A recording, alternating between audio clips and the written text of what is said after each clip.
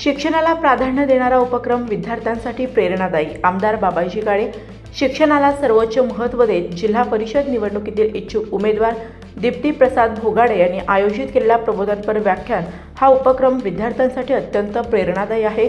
भविष्यात त्या निवडून आल्यास दर्जेदार शिक्षण देण्यासाठी नक्कीच कटिबद्ध राहतील असा विश्वास खेडचे आमदार बाबाजी काळे यांनी व्यक्त केला।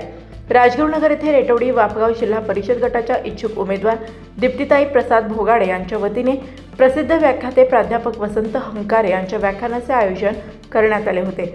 याचबरोबर या गटातील प्रत्येक गावातील एका विद्यार्थ्यासाठी हेलिकॉप्टर सफर तसेच प्रत्येक गावातील प्रत्येकी 3 विद्यार्थ्यांना सायकल देण्याचा लकी ड्रॉ कार्यक्रमही पार पडला। या कार्यक्रम प्रसंगी आमदार बाबाजी काळे बोलत होते।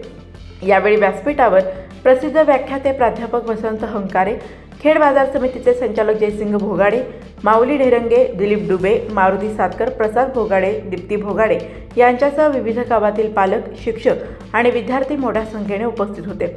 या प्रसंगी बोलताना दीप्ती प्रसाद भोगाडे म्हणाल्या, जिल्हा परिषद शाळांची सध्याची परिस्थिती सुधारण्याची नितांत गरज आहे। विद्यार्थ्यांची गुणवत्ता वाढवण्यासाठी पुढील काळात ठोस प्रयत्न केले जातील।